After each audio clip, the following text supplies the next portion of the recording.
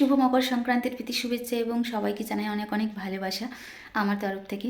তো আজকে নতুন দিনে নতুন সকালে আবার নতুন একটি ব্লগ নিয়ে তোমাদের সামনে হাজির হলাম। তো মনটা সত্যি কথা বলতে এই ভালো ভালো দিনগুলোতে প্রচণ্ড পরিমাণে মন খারাপ হয়ে যায়, বিশেষ করে এই দিনগুলোতে তো প্রচণ্ড পরিমাণে মন খারাপ হয়েই যায়। তো মন মেজাজ মোটেই ভালো লাগছে না। আমাদের তো গতকাল থেকেই হচ্ছে যে পিঠে বানানো শুরু করে দেয়, অনেক কিছুই হয়। তো আমার মনে কোনো আনন্দ নেই, কোনো ফুর্তি নেই, কিছুই নেই, তো কিছুই ভালো লাগছে না। যাই হোক, মোটামুটি জোগাড়যন্ত্র করেছি, গতকাল থেকেই বাজার টাজার করে এনেছি কিছু কিছু। তো আজকে আবার বাজারে তো অবশ্যই যাব। আর এখন বাজে সকাল 7:30। এই একটু আগে ঘুম থেকে উঠে আমি জাস্ট বসেই ছিলাম, বসে বসে ভাবছিলাম যে কি করব কি করব। গতকাল থেকেই ভেবেছি ঘুম থেকে উঠে আগে সমস্ত কিছু পরিষ্কার পরিচ্ছন্ন করব, তারপরে পুজোতে বসবো, পুজো টুজো করে তারপরে হচ্ছে যে পিঠে বানাবো। আমাদের কিন্তু গতকাল থেকেই পিঠে বানানো হয়, মানে গতকাল পিঠে বানায় আজকে খায়, এরকম ব্যাপার। কিন্তু আমি আজকে পিঠে বানাবো, মায়েদের গতকাল রাতে পিঠে হয়ে গেছে।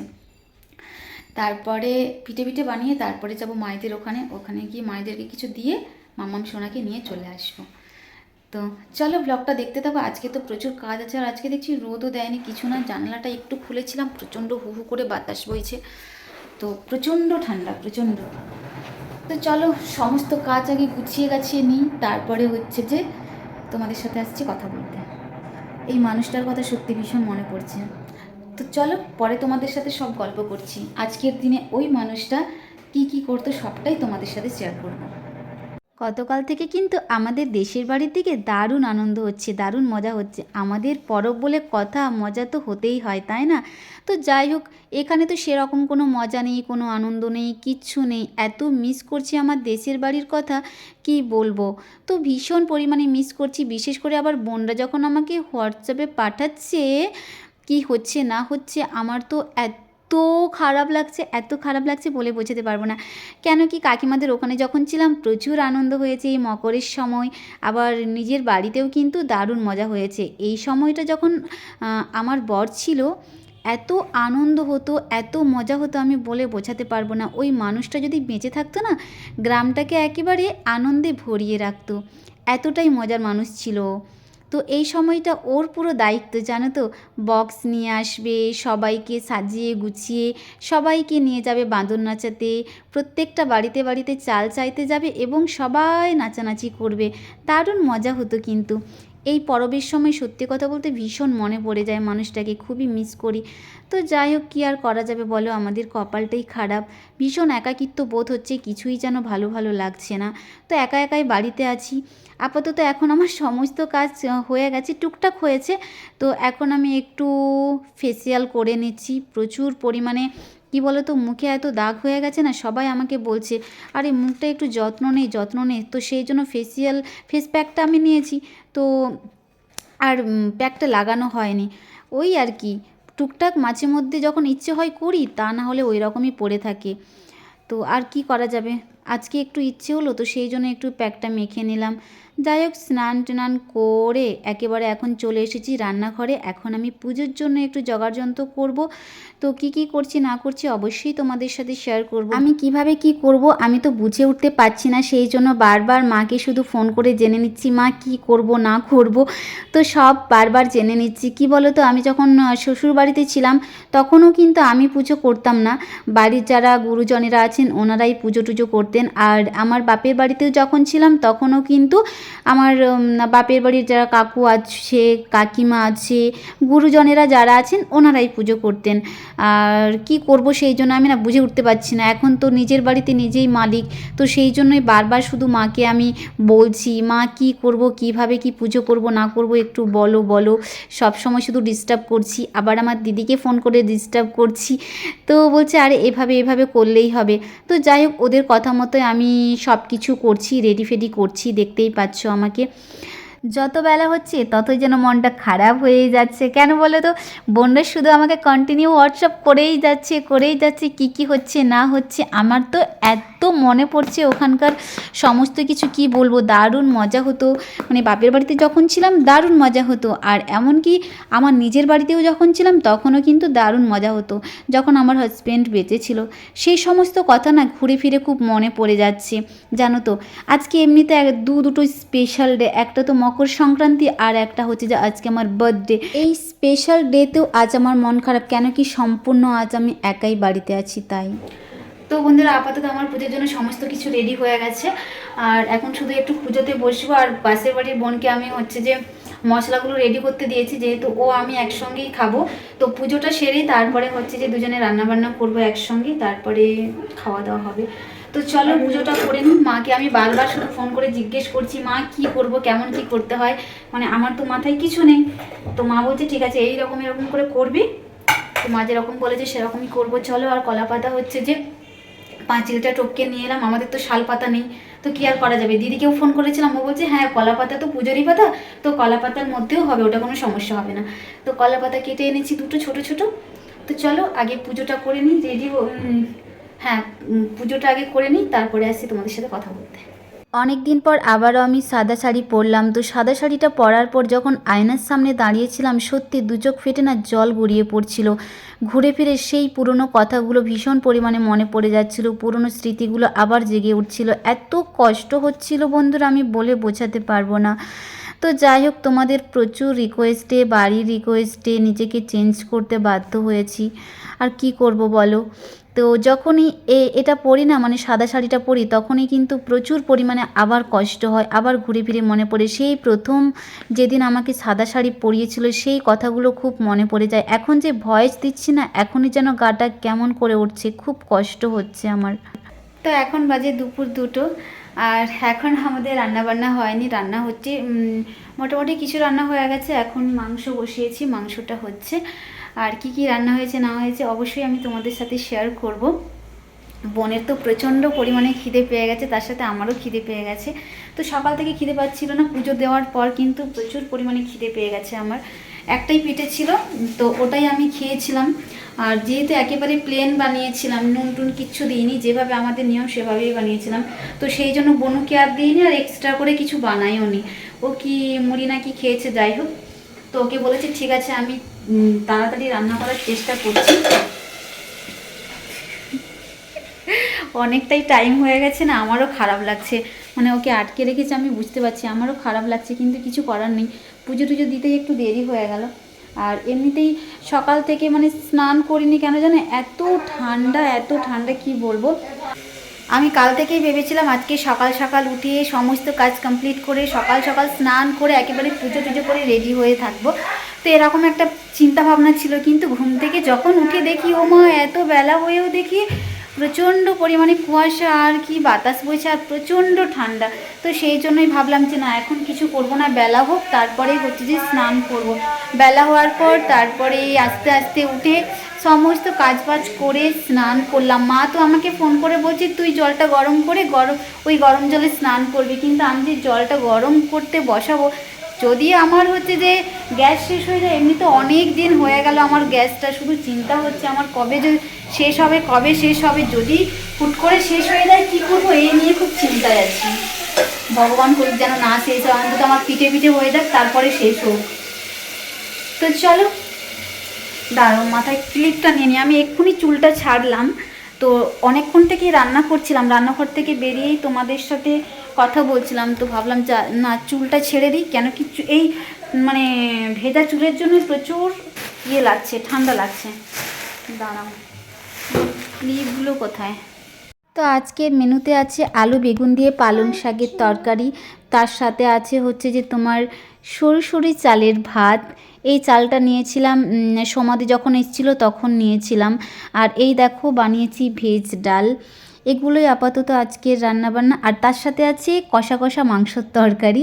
আরও তার সাথে আমি বানাতে চেয়েছিলাম তোমার চাটনি আর পাঁপড় ভাজা। তো যখনই আমি রেডি করব ভেবেছি, তখনই আমার পূজা বোনও বলছে দিদি আর কিছু করো না, প্রচণ্ড পরিমাণে খিদে হয়ে গেছে, কেন কি অনেকটাই বেলা হয়ে গেছে।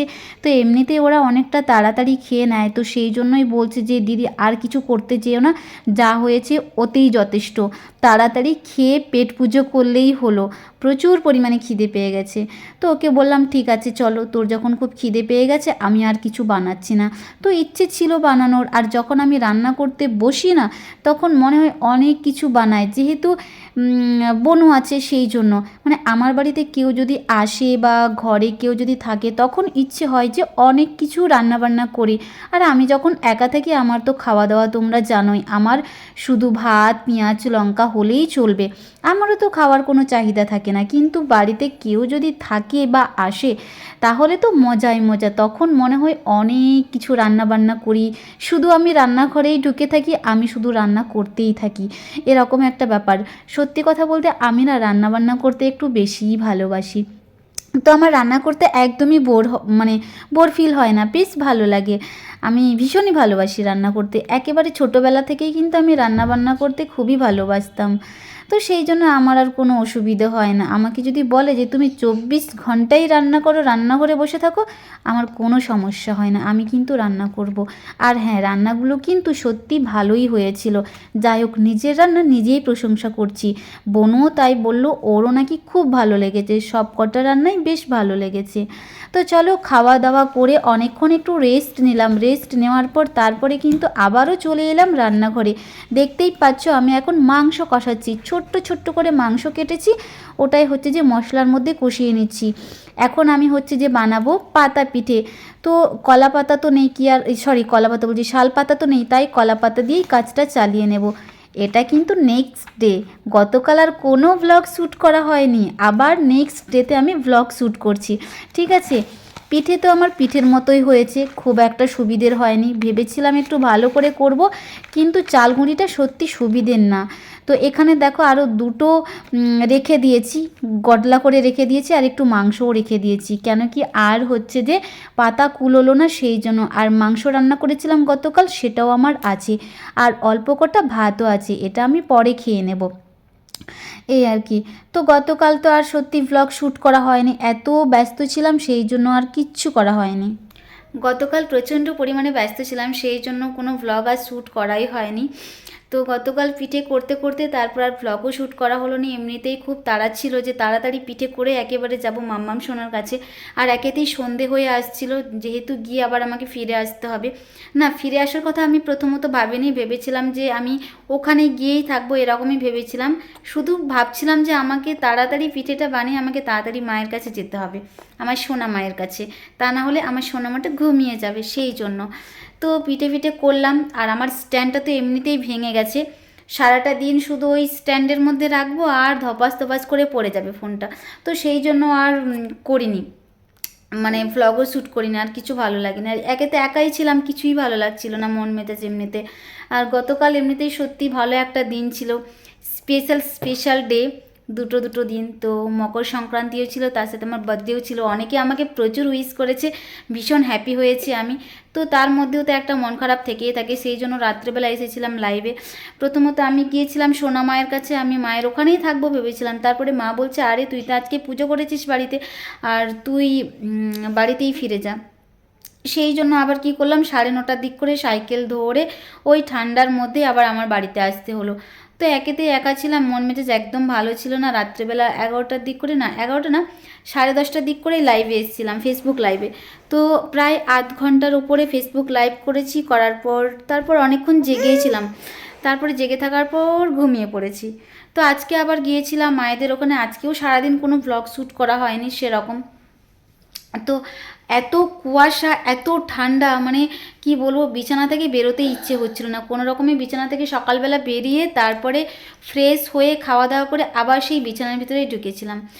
তারপরে হচ্ছে যে সারাটা দিন ওই শুয়ে বসেই কেটে গেল। তারপরে আমি ওই বিকেলের দিক করে, বিকেলের দিক করেই মায়েদের ওখানে গেলাম, ওই 3টের দিক করে।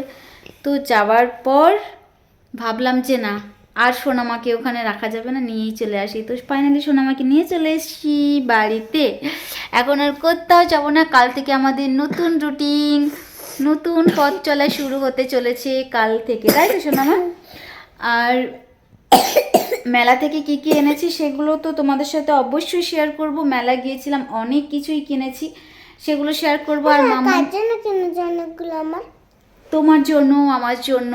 মাম্মাম সোনাও গিয়েছিল, দাদু দিদার সাথে মেলা গিয়েছিল, আমি ওকে নিয়ে যাইনি। আমি নিয়ে যাব ভেবেছিলাম, তারপরে এত ঠান্ডা, সেই ঠান্ডার জন্য আবার দুদিন নিয়ে গেলাম না। মা যেহেতু নিয়ে গিয়েছিল বাবা মা, সেই জন্য আমি আর নিয়ে গেলাম না। প্রচণ্ড ভিড়ও ছিল, লাস্ট তো প্রচুর ভিড় ছিল।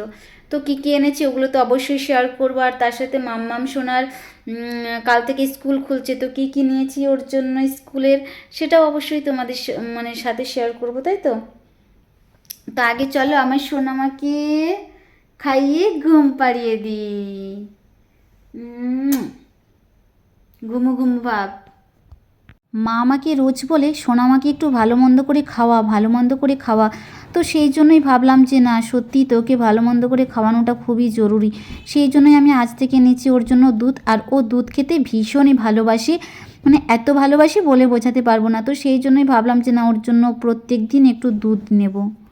এই দেখো আমার বিছানা, বিছানার মধ্যে সমস্ত কিছু আছে। বিছানা হলো আমার ডাস্টবিন। যে কোনো কিছু মোটামুটি বিছানার উপরেই হচ্ছে যে তুলে তুলে রেখে দিই, কিন্তু এটাকে তো গোছাতে হবে, না গোছালে তো অগোছালো রাখলে হবে না, তাই না।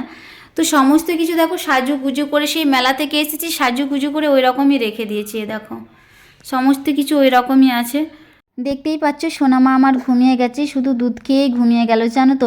ওকে বললাম বিস্কিট নেবে, বললো না আমি বিস্কিট নেবো না। বললাম দুধ মুড়ি খাবে, বলছে না আমি দুধ মুড়ি খাবো না, শুধু দুধ দাও। তো শুধু দুধ খেয়েই ঘুমিয়ে গেল। কেন কি মায়েদের ওখান থেকে আমরা খাওয়া দাওয়া করেই এসেছি, আমি গিয়েছিলাম, তো সেই জন্য মা বললো তাহলে একটু মাংস আনাই যাক। তো সেই জন্য সন্ধেবেলার দিক করে একটু মাংস নিয়েছিল, ওই খাওয়া দাওয়া করেই দুজনে চলে এসেছি। আর তো আমি রাত্রের জন্য এখন আর রান্নাবান্না করিনি, কেন কি এলাম তো একটু আগেই, এখন বেজে গেছে তোমার 9:30 মতো। তো এলাম আমরা হচ্ছে 8:30টার দিক করে খাওয়া দাওয়া করে, এখন আর খিদেও পাচ্ছে না কিছু না, আমি আর এখন কিছু খাবোও না।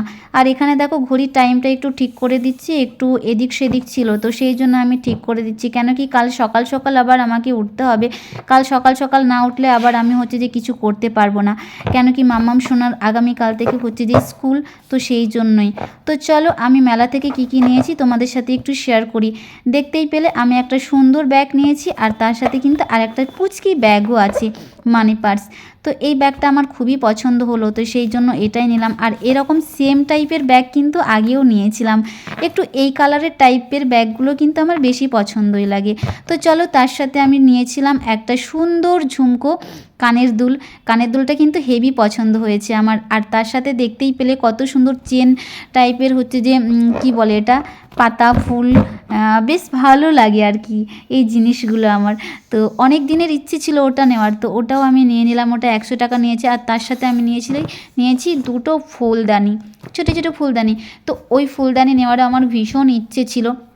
আমাদের এখানে না অনেকবার জিজ্ঞেস করেছিলাম কত করে, তো বলেছিল 100 টাকা। তো সেই জন্য আমি আর নিইনি, কিন্তু মেলায় যখন জিজ্ঞেস করলাম বলছে 50 টাকা, সেই জন্য আমি সঙ্গে সঙ্গে দুটো নিয়ে নিলাম। তো বেশ ভালো লেগেছে। ওই দুটো হচ্ছে যে আমি ঠাকুরের সামনে রেখে দেবো।